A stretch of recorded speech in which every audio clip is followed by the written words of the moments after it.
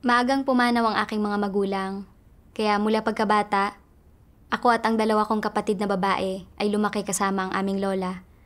At ang lola namin ang nangaral ng Ebanghelyo ng Panginoong Hesus sa amin. Madalas kaming nananalangin sa Panginoon at sumasama sa aming lola sa simbahan tuwing linggo. Pagpanaw ng aming lola, kinupkop kami ng aming tiyahin at tiyuhin. Tinrato kami na parang sarili nilang mga anak. Madalas sabihin ng tiyahin namin sa amin na ang pag-aaral ang pinakamahalagang bagay sa buhay at na ito ang susi sa pagkakaroon ng magandang kinabukasan. Isinapuso ko ang mga salitang ito. Iniisip na anuman ang mangyari, hindi ko maaaring isuko ang aking pag-aaral. Masigasig talaga akong nag-aral at iginiit kong pumasok sa paaralan kahit na may sakit ako. Palaging kabilang sa mga nangunguna sa klase ang aking mga grado at nakatanggap ako ng maraming parangal at sertipiko. Noong 2020, matapos sumiklab ang pandemya ng COVID-19, tumigil ako sa pagpunta sa simbahan at nagsimulang magbasa ng Biblia sa bahay. Nagkaroon ako ng inspirasyon mula sa mga santo sa Biblia na inialay ang buhay nila sa Diyos. At unti-unti, nakabuo ako ng pagnanais na paglingkuran ang Diyos. Nagsimula akong maghanap ng mga grupo sa online na pwede kong makatipon. At noong Agosto 2020, may isang kaibigan sa Facebook na nag-anyaya sa akin na dumalo sa isang online na pagtitipon. Sa pagtitipon na iyon, pinatotohanan nila sa akin ang gawain ng makapangyarihang Diyos sa mga huling araw. Noong una kong nabasa ang mga salita ng makapangyarihang Diyos, lubos akong naantig at nasabik. Dahil may autoridad ang mga salita ng makapangyarihang Diyos at ibinunyag nito ang maraming hiwagang hindi ko pa nauunawaan noon. Dahil dito, naging masigasig ako sa pagdalo sa mga online na pagtitipon at sa libre kong oras, nanood ako ng maraming pelikula mula sa ang Iglesia ng Makapangyarihang Diyos at ng mga patotoong batay sa karanasan ng mga kapatid. Napuno ng kagalakan at panustos ang aking puso. Hindi nagtagal, nagsasagawa na ako ng pagdidilig sa mga baguhan online. Dahil sa pandemya, nagawa ko lang tapusin ang pag-aaral ko online at nagkaroon ako ng maraming libreng oras. Kaya hindi naging masyadong mahirap balansehin ang aking mga tungkulin at pag-aaral. Paglipas ng panahon, nagsimulang mag-alala ang aking tiyuhin at tiyahin na maaapektuhan ng aking mga tungkulin ang aking pag-aaral. At kaya, hiniling nila sa akin na tumigil sa pagdalo sa mga online na pagtitipon. Medyo nag-alala ako. Iniisip na kung hindi ako pahihintulutang dumalo sa mga online na pagtitipon, paano ko gagawin ang mga tungkulin ko? Kamakailan lang, parami ng parami ang mga baguhang nagsisimulang tumanggap sa gawain ng makapangyarihang Diyos. At kung hindi ko sila madidiligan ng maayos, magdurusa ang buhay nila. Magiging kasalanan ko iyon. At tiyak na magdudulot iyon sa akin ng pagkakonsensya. Dahil dito, pinili kong ipagpatuloy ang paggawa ng aking mga tungkulin. Isang araw, nagpadala ng mensahe ang leader sa akin. Tinatanong kung gusto kong gawin ang tungkulin ko ng full-time. Labis akong natuwa at kaagad na pumayag pagkatanggap ko ng mensaheng ito. Dahil sa wakas, ay magagamit ko na ang buong oras ko sa pagugugol ng sarili ko para sa Diyos at matutupad na ang hangarin kong paglingkuran ang Diyos habang buhay. Pero, may ilang alalahanin din ako. Habang iniisip ko, kung gagawin ko ng full-time ang mga tungkulin ko, ano ang mangyayari sa aking pag-aaral? Kung titigil ako sa pag-aaral, ano ang mangyayari sa kinabukasan ko? Ano ang mararamdaman ng aking tiyuhin at tiyahin? Umaasa pa rin silang aalagaan ko sila balang araw at na susuklian ko ang pagmamahal at mga pagsisikap nila sa pagpapalaki sa akin. Sa sandaling iyon, nabasa ko ang 2 sipi ng mga salita ng Diyos. Ano man ang tungkuling ginagampanan ng isang tao, ito ang pinakanararapat na bagay na magagawa nila ang pinakamaganda at pinakamakatarungang bagay sa gitna ng sangkatauhan. Bilang mga nilikha, dapat gampanan ng mga tao ang tungkulin nila at saka lamang sila makatatanggap ng pagsang-ayon ng lumikha. Namumuhay ang mga nilikha sa ilalim ng kapamahalaan ng lumikha at tinatanggap nila ang lahat ng ibinibigay ng Diyos at lahat ng nagmumula sa Diyos. Kaya dapat nilang tuparin ang kanilang mga responsibilidad at obligasyon. Ito ay ganap na likas at may katwiran at inorden ng Diyos. Mula rito ay makikita na ang paggampan ng mga tao sa tungkulin ng isang nilikha ay mas makatarungan, maganda, at marangal kaysa sa anumang iba pang bagay na nagawa habang namumuhay sa lupa. Wala sa sangkatauhan ang mas makabuluhan o karapat-dapat, at walang nagdudulot ng mas malaking kabuluhan at halaga sa buhay ng isang nilikhang tao kaysa sa paggampan sa tungkulin ng isang nilikha. Sa lupa, tanging ang grupo ng mga taong tunay at taus-pusong gumaganap ng tungkulin ng isang nilikha ang siyang mga nagpapasakop sa lumikha. Hindi sumusunod sa mga makamundong kalakaran ang grupong ito. Nagpapasakop sila sa pamumuno at pamamatnubay ng Diyos. Nakikinig lamang sa mga salita ng lumikha, tumatanggap sa mga katotohanang ipinapahayag ng lumikha, at namumuhay ayon sa mga salita ng lumikha. Ito ang pinakatunay, pinakamatunog na patotoo, at ito ang pinakamagandang patotoo ng pananampalataya sa Diyos. Ang matupad ng isang nilikha ang tungkulin ng isang nilikha, ang mabigyang kasiyahan ang lumikha, ay ang pinakamagandang bagay sa gitna ng sangkatauhan at isa itong bagay na dapat ipalaganap bilang isang kwento na pupurihin ng lahat ng tao. Anumang ipinagkakatiwala ng lumikha sa mga nilikha ay dapat nilang tanggapin ng walang kondisyon. Para sa sangkatauhan, ito ay isang usapin ng kapwa kaligayahan at pribilehiyo. At para sa lahat ng tumutupad sa tungkulin ng isang nilikha, wala nang ibang mas maganda o karapat-dapat na tandaan. Ito ay isang positibong bagay. Bilang isang nilikha, kapag humarap ang isang tao sa lumikha, kailangan niyang gampanan ang kanyang tungkulin. Ito ay isang bagay na talagang nararapat gawin at dapat niyang tuparin ang responsibilidad na ito.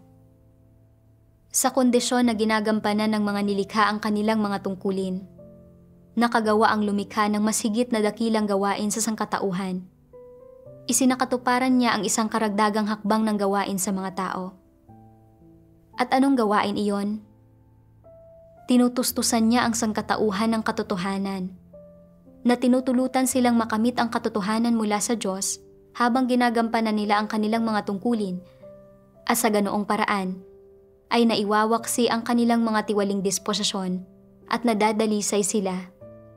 Natutugunan nila ang mga layunin ng Diyos at tumatahak na sila sa tamang landas sa buhay. At, sa huli, nagagawa nilang matakot sa Diyos at umiwas sa kasamaan, magtamo ng ganap na kaligtasan, at hindi na mapasailalim sa mga pagpapahirap ni Satanas. Ito ang panghuling epektong nilalayo ng Diyos na makamit sa pamamagitan ng pagpapagampan sa mga tao ng mga tungkulin. Bilang mga miyembro ng sangkatauhan at tapat na mga Kristiyano, pananagutan at obligasyon nating lahat na ialay ang ating isipan at katawan para sa katuparan ng atas ng Diyos, dahil ang ating buong pagkatao ay nagmula sa Diyos at ito ay umiiral, salamat sa kataas-taasang kapangyarihan ng Diyos. Kung ang mga isipan at katawan natin ay hindi para sa atas ng Diyos, at sa makatarungang kapakanan ng sangkatauhan, ang ating mga kaluluwa ay hindi magiging karapat-dapat sa harap niyong mga naging martir para sa atas ng Diyos, at lalong hindi magiging karapat-dapat sa harap ng Diyos na naglaan sa atin ng lahat ng bagay. Malinaw na sinasabi sa atin ng mga salita ng Diyos na ang paglalaan ng katawan at isipan natin sa pagtupad sa atas ng Diyos at sa pagpapalaganap ng kanyang ebanghelyo ay ating responsibilidad at obligasyon.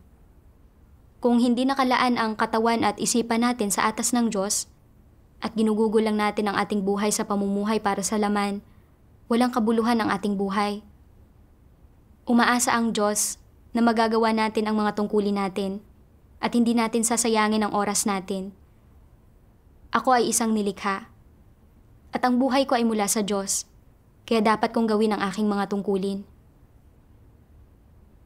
Mula sa mga salita ng Diyos, napagtanto ko rin na ang paggawa ng aking tungkulin ay ang landas sa pagkamit ng kaligtasan at pagpeperpekto.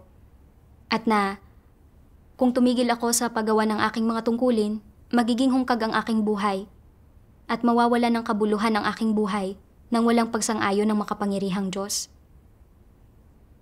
Binigyan ako ng tapang ng mga salita ng Diyos at nakabuo ako ng pagnanais na mapalugod ang Diyos at ilaan ang buhay ko sa Kanya.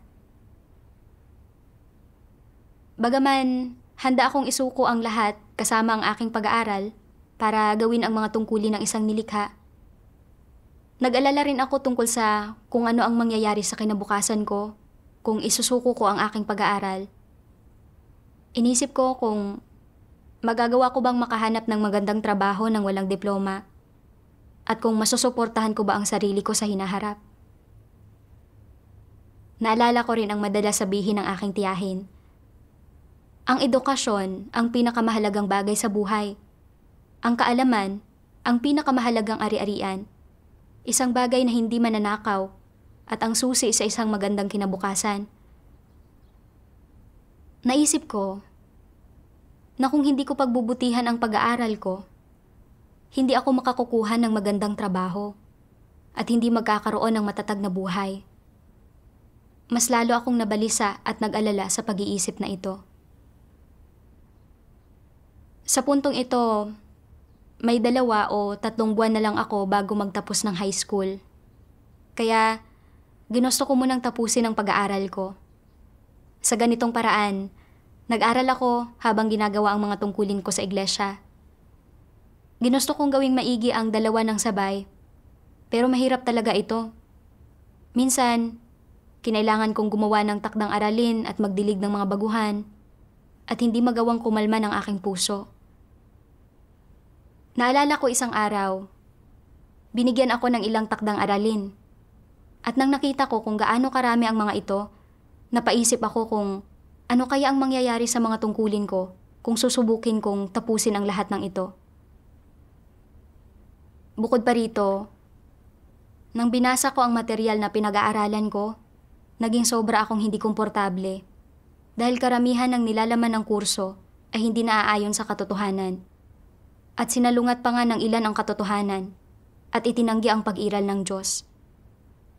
Nagdulot ito sa akin ng malaking pasakit at kaguluhan sa aking kalooban. Pakiramdam ko ay nabubuhay ako sa 2 mundo. Isang mundo ng liwanag at isang mundo ng kadiliman. At na nakatayo ako na may isang paa sa liwanag at isa pa sa kadiliman. Sa puntong ito, sa wakas ay napagtanto ko na kailangan kong mamili sa pagitan ng aking pag-aaral at aking mga tungkulin. Binasa ko ang isang sipi ng mga salita ng Diyos. May ilang tao na pumipili ng isang magandang kurso sa kolehiyo at pagkatapos ay nakakatagpo ng isang kasiyasiyang trabaho pagkaraang makapagtapos at gumagawa ng matagumpay na unang hakbang sa paglalakbay sa kanilang mga buhay. May ilang tao na natututo at nagiging dalubhasa sa maraming iba't ibang kasanayan, ngunit kailanman ay hindi makahanap ng trabaho na angkop sa kanila o hindi kailanman makahanap ng posisyon, lalo na ng isang karera. Sa simula ng kanilang paglalakbay sa buhay, natatagpuan nila ang kanilang mga sarili na nahahadlangan sa bawat liko. Dinadagsa ng mga ligalig, madilim ang hinaharap at walang katiyakan ang kanilang mga buhay. Ang ilang tao ay masigasig sa kanilang pag-aaral, ngunit halos napapalampas ang lahat ng kanilang mga pagkakataon na makatanggap ng mas mataas na pinag-aralan. Tila itinadhanang kailanman ay hindi magtamo ng tagumpay at ang kanilang kauna-unahang hangarin sa paglalakbay sa kanilang buhay ay nililipad ng hangin. Hindi alam kung ang daraanan ay patag o mabato. Nararamdaman nila sa kauna-unahang pagkakataon kung gaano kapuno ng mga pagbabago ang tadhana ng tao. Kung kaya't, itinuturing ang buhay ng may pag-asa at pangamba. May ilang tao, kahit hindi gaanong nakapag-aral, ay nakapagsusulat ng mga aklat at nakapagtatamo ng kaunting katanyagan. Ang ilan, bagaman halos ganap na walang pinag-aralan, ay kumikita ng pera mula sa negosyo at dahil doon ay nasosuportahan ang kanilang mga sarili. Anumang trabaho ang pinipili ng isang tao, paano man siya naghahanap buhay? May anumang kontrol ba ang mga tao kung gumagawa man sila ng tamang pagpili o maling pagpili sa mga bagay na ito? Sumasang-ayon ba ang mga bagay na ito sa kanilang mga pagnanais at kapasyahan? Karamihan sa mga tao ay nagnanais ng mga sumusunod, na mabawasan ang kanilang pagtatrabaho at kumita ng mas malaki, na hindi magtrabaho sa ilalim ng araw at ng ulan, manamit ng maganda, magningning at kuminang sa lahat ng dako, pangibabawan ang iba, at magdala ng karangalan sa kanilang mga ninuno. Umaasam ang mga tao na maging perpekto. Subalit kapag ginawa na nila ang mga unang hakbang sa paglalakbay sa kanilang mga buhay, unti-unti nilang naiintindihan kung gaano kaimperpekto ang tadhana ng tao.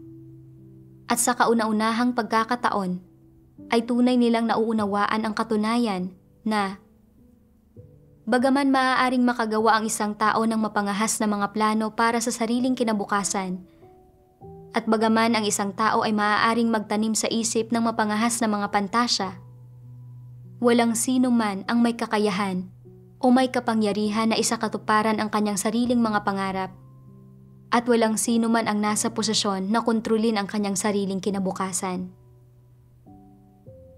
Palaging magkakaroon ng ilang agwat sa pagitan ng mga pangarap ng isang tao at sa mga realidad na dapat niyang harapin.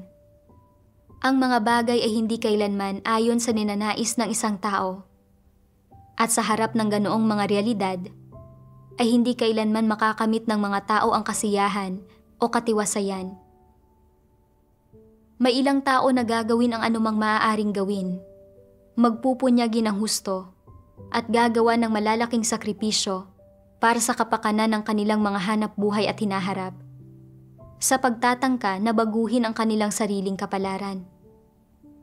Subalit sa katapusan, kahit na matupad nila ang kanilang mga pangarap at ninanais sa pamamagitan ng kanilang sariling pagsisikap, hindi nila kailanman mababago ang kanilang mga kapalaran. At gaano man kasidhi nilang subukin, hindi nila kailanman malalampasan ang naitakda na sa kanila ng tadhana.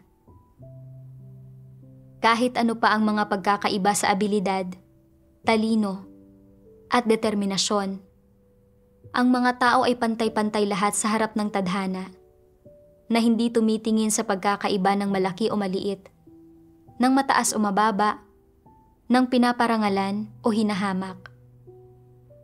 Ang pinagsisikapang hanap buhay, ang ginagawa ng isang tao upang kumita, at kung gaano karami ang natitipong kayamanan ng isang tao sa buhay, ay hindi na pagpapasyahan ng sariling mga magulang, ng sariling mga talento, ng sariling mga pagpupunyagi o sariling mga ambisyon. Sa halip ay paunang itinakda ng lumikha. Matapos kong basahin ang mga salita ng Diyos, naunawaan ko na ang aking kapalaran at kinabukasan ay wala sa aking mga kamay, at hindi rin nakadepende ang mga ito sa aking mga pagsisikap. Ang mga bagay na ito ay ganap na itinakda ng lumikha.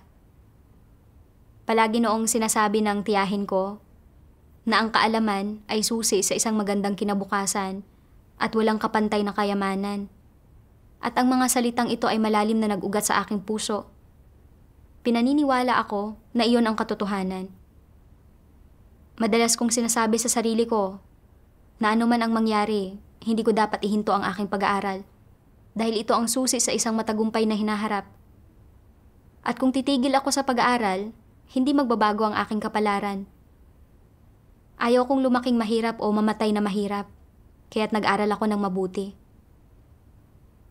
Pero ngayon, napagtanto ko na ang mga salitang itinanim sa aking puso yung mga ginamit ni Satanas para ilihis ang mga tao. Na nagiging dahilan para labanan nila ang Diyos at itanggi ang kanyang kataas-taasang kapangyarihan at mga pagsasaayos. Pinaniniwala tayo na ang magandang kapalaran ay nakadepende sa sarili nating pagsisikap. At na ang kapalaran ng isang tao ay nasa sarili niyang mga kamay, na naguudyok sa mga taong tanggihan ang katotohanan, na ang kapalaran ng tao ay nasa mga kamay ng lumikha. Nagtaka ako kung bakit maraming taong may matataas na pinag-aralan o nag-aral ng magagandang kurso sa kolehiyo ang nauuwi sa mga propesyon at yamang malayong-malayo sa mga inaasahan nila. May ilang nagiging yaya pagkatapos ng graduation. May ilang nagiging magsasaka. May ilang nagiging salespeople. At may ilang hindi man lang nakakahanap ng trabaho. Sa kabilang banda, maraming taong hindi talaga nakapag-aral o hindi man lang nag-aral ng mabuti ang mayaman at sikat na ngayon. Sa pagninilay-nilay sa mga bagay na ito, naunawaan ko na wala sa ating mga kamay ang kanya-kanya nating kapalaran, kundi nasa mga kamay ng Diyos. Gaya ng sinabi ng Panginoong Hesus, "Kaya nga sinasabi ko sa inyo, huwag kayong mga balisa sa inyong pamumuhay. Kung ano baga ang inyong kakanin, o kung ano ang inyong iinumin, kahit ang sa inyong katawan, kung ano ang inyong daramtin. Hindi baga mahigit ang buhay kaysa pagkain, at ang katawan kaysa pananamit? Masdan ninyo ang mga ibon sa langit, na hindi sila nangaghahasik, ni nagsisigapas, ni nangagtitipon man sa bangabangan, at sila'y pinakakain ng inyong Ama sa kalangitan. Hindi baga lalong higit ang halaga ninyo kaysa kanila?" Mula sa mga salita ng Diyos, naunawaan ko na ang Diyos ang pinagmumulan ng lahat ng ating pangangailangan, na Siya ang nagkakaloob ng lahat ng ating pangangailangan, at na hindi ko kailangang mag-alala tungkol sa anuman. Tungkol naman sa aking hinaharap, kung magkakaroon ako ng pagkaing makakain, bahay na matitirahan, o kung makakahanap ako ng magandang trabaho, hindi ko kailangang mag-alala. Kailangan ko lang na hanapin ang Diyos at ipagkatiwala ang lahat sa Kanya, at ang Diyos ang mamamatnugot at magsasaayos ng lahat ng bagay. Sa sandaling iyon, nakaramdam ako ng kapanatagan at nagpasya akong itigil ang aking pag-aaral at pagtuunan ang aking mga tungkulin. Pero, nabahala ako na baka hindi ito sang-ayunan ng aking pamilya at naramdaman kong may pagkakautang ako sa kanila. Marami silang pinagdaanan para mapalaki ako. Madalas na nag-o-overtime ang aking tiyuhin at kumuha siya ng part-time na trabaho para kumita ng mas maraming pera para suportahan kami. Minsan, pinipili niyang hindi kumain para matiyak na mayroon kaming sapat na makakain. Nagdulot ng matinding paggabagabag sa akin ang mga kaisipang ito. Pero kung isusuko ko ang aking mga tungkulin para masuklian sila, hindi mapapanatag ang aking konsensya. Kalaunan, nabasa ko ang isang sipi ng mga salita ng makapangyarihang Diyos na nagbigay kalutasan sa aking problema. Sabi ng makapangyarihang Diyos, "Nilikha ng Diyos ang mundong ito at dinala rito ang tao, isang buhay na nilalang na pinagkalooban niya ng buhay. Dahil dito, nagkaroon ng mga magulang at kamag-anak ang tao at hindi na nag-iisa. Mula nang unang makita ng tao ang material na mundong ito, itinadhana siyang mabuhay sa loob ng ordinasyon ng Diyos. Ang hininga ng buhay mula sa Diyos ang sumusuporta sa bawat nabubuhay na nilalang sa kanilang paglaki hanggang sa kanilang pagtanda. Sa panahon ng prosesong ito, walang nakadarama na umiiral at lumalaki ang tao sa ilalim ng pangangalaga ng Diyos. Sa halip, naniniwala sila na ang tao ay lumalaki sa ilalim ng biyaya ng pagpapalaki ng mga magulang at na ang sarili niyang instinto sa buhay ang gumagabay sa kanyang paglaki. Ito ay dahil hindi alam ng tao kung sino ang nagkaloob ng buhay niya o kung saan ito nanggaling. Lalo nang hindi niya alam kung paano lumilikha ng mga himala ang likas na pag-uugali niya sa buhay. Ang alam lang niya ay na pagkain ang saliga ng pagpapatuloy ng kanyang buhay, na pagtitiyaga ang pinagmumula ng pag-iral ng buhay niya, at na ang mga paniniwala sa kanyang isipan ang puhunan kung saan nakadepende ang kanyang pananatiling buhay. Tungkol sa biyaya at panustos ng Diyos, walang anumang nababatid ang tao. At sa ganitong paraan niya inaaksaya ang buhay na ipinagkaloob sa kanya ng Diyos. Wala kahit isang tao na pinangangalagaan ng Diyos sa araw at gabi ang nagkukusang sumamba sa Kanya. Patuloy lang na gumagawa ang Diyos sa taong wala siyang anumang inaasahan ayon sa naplano na niya. Ginagawa niya iyon sa pag-asang, balang araw, magigising ang tao mula sa panaginip nito at biglang matatanto ang halaga at kahulugan ng buhay, ang halagang ibinayad ng Diyos para sa lahat ng kanyang ibinigay sa Kanya, at ang masidhing pananabik ng Diyos na manumbalik ang tao sa Kanya. Mula sa mga salita ng Diyos, naunawaan ko na ang Diyos ang tumutusto sa lahat, at na kahit na tila ang pamilya natin ang nag-aalaga sa atin, sa likod ng mga eksena, ang Diyos talaga ang nagsasaayos ng mga bagay-bagay at nagbabantay sa atin sa buong buhay natin. Bigla kong naalala noong bata pa ako at ang aking mga kapatid. Kahit wala ang pag-aalaga ng aming mga magulang, namuhay pa rin kami ng maayos. Saan man kami manirahan, ang mga taong nakasalamuhan namin ay palaging mababait at itinuring kaming parang mga sarili nilang anak. Naalala ko rin noong 7 taong gulang ako. Isang beses, habang tumatawid kami ng aking kapatid sa kalsada, may biglang paparating na sasakyan na muntik nang bumangga sa amin. Napahinto kami ng kapatid ko sa takot. Pero bigla ring huminto ang sasakyan at hindi kami nasaktan. Sa isa pang pagkakataon, muntik na rin akong masagasaan ng isang tricycle habang tumatawid sa kalsada. Pero bigla rin itong huminto at hindi rin ako nasaktan. Habang iniisip ang mga insidenteng ito, napaiyak ako ng labis. Palaging nasa tabi ko ang Diyos, nagbabantay at nagpoprotekta sa akin. Pero hindi ko ito napagtanto noon. Akala ko, lahat ng mayroon ako ay bunga ng pagsasakripisyo at pagsisikap ng aking tiyuhin at tiyahin. Ang pasasalamat ko sa kanila ay hindi nawala sa aking isipan at hinangad kong masuklian sila. Mula sa mga salita ng Diyos, naunawaan ko na ang lahat ng mayroon ako ay bunga ng pagmamahal at pagkalinga ng Diyos. At na ang Diyos ang siyang pinakakarapat-dapat sa aking pagmamahal at pasasalamat. Bilang isang nilikha, may tungkulin at responsibilidad ako na gawin ang mga tungkulin ng isang nilikha.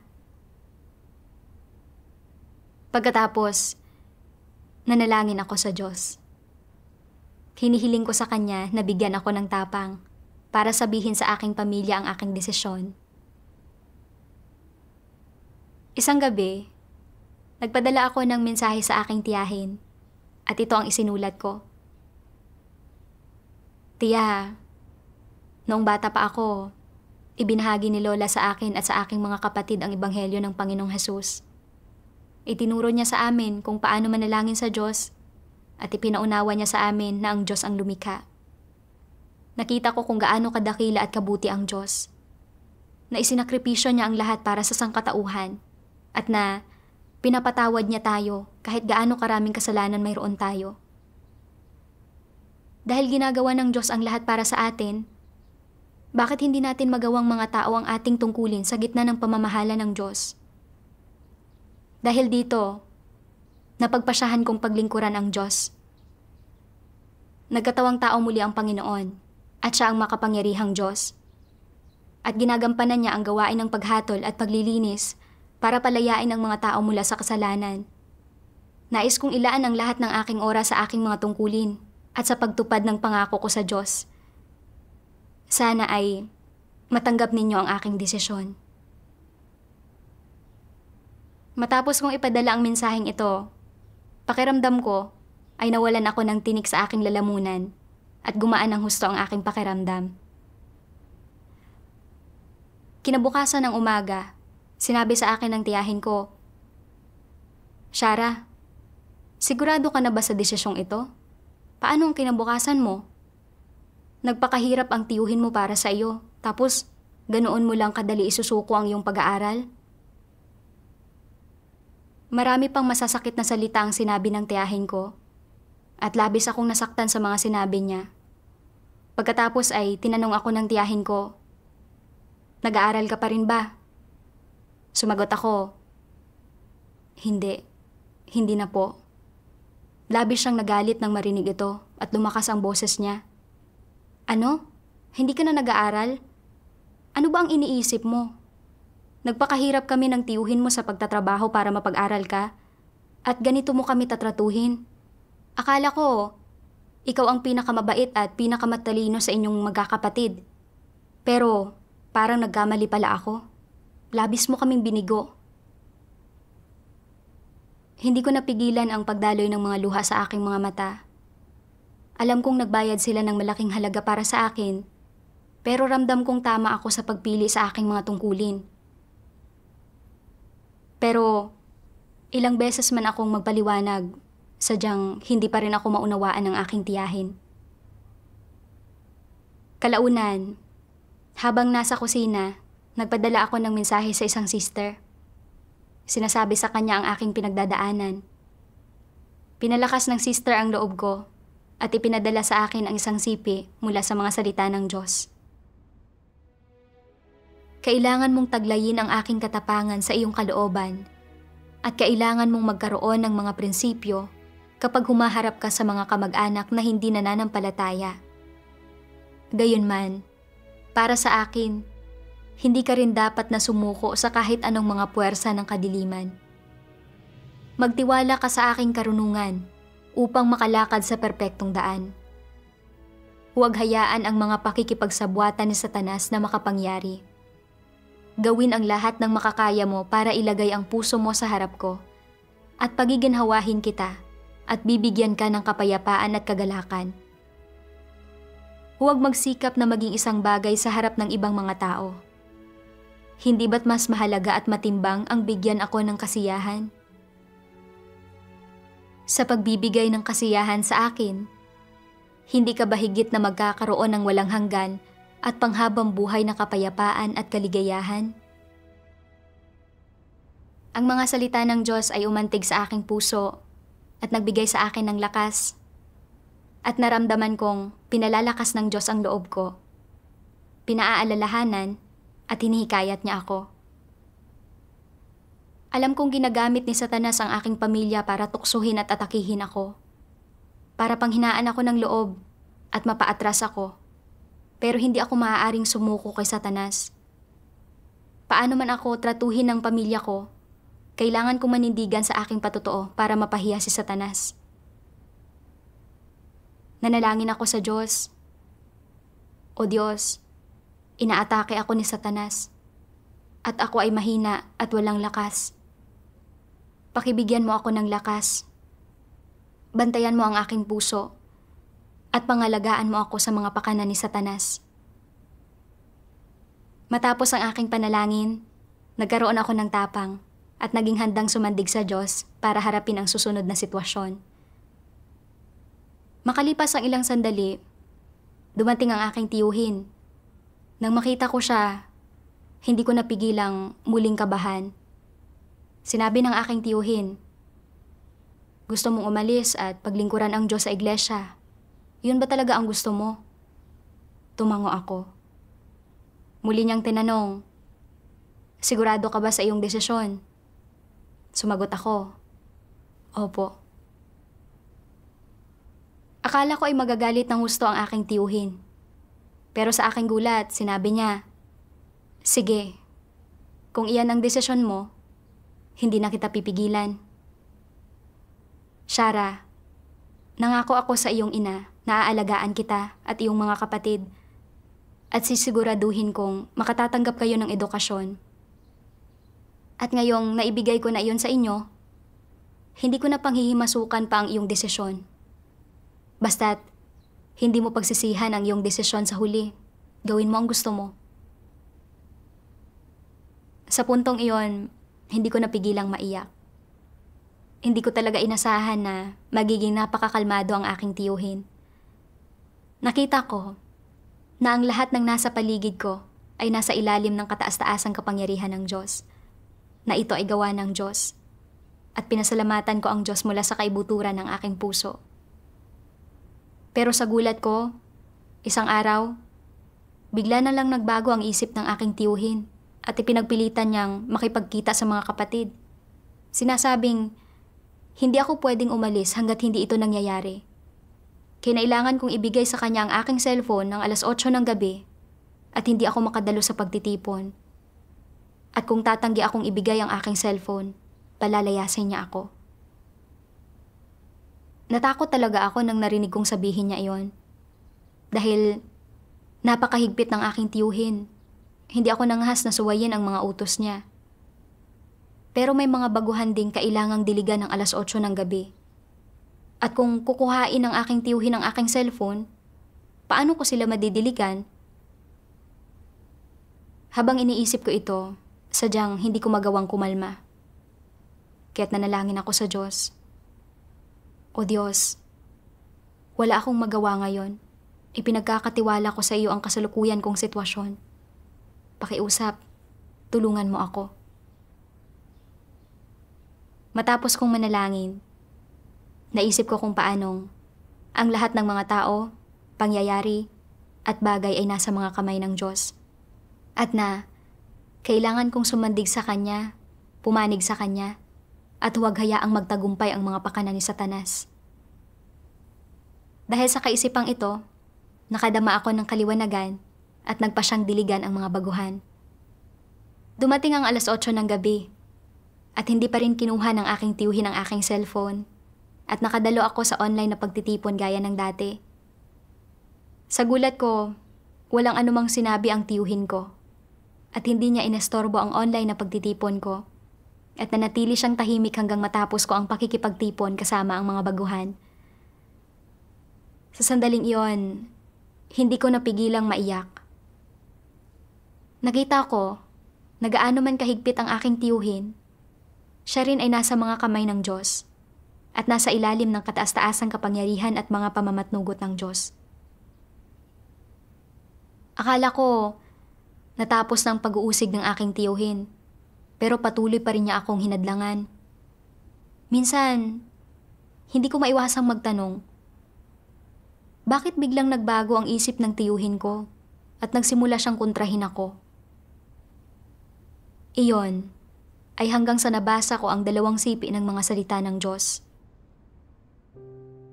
Kapag ang Diyos ay gumagawa, nagmamalasakit sa isang tao at nagsisiyasat sa taong ito.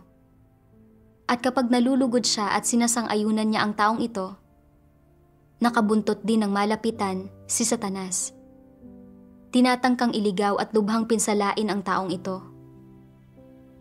Kung nais ng Diyos na makamit ang taong ito, gagawin ni Satanas ang lahat ng makakaya nito upang hadlangan ang Diyos, gamit ang iba't ibang buktot na kaparaanan upang tuksuhin, guluhin, at pinsalain ang gawain ng Diyos upang makamit ang natatagong layo nito. Ano ang layo nito? Ayaw nito na makamit ng Diyos ang sinuman. Nais nitong agawin ang pagmamay-ari sa mga taong nais makamit ng Diyos. Gusto nitong kontrolin sila, ang pangasiwaan sila upang sambahin nila ito, nang sa gayon ay samahan nila ito sa paggawa ng mga kasamaan at labanan ang Diyos. Hindi ba ito ang masamang motibo ni Satanas?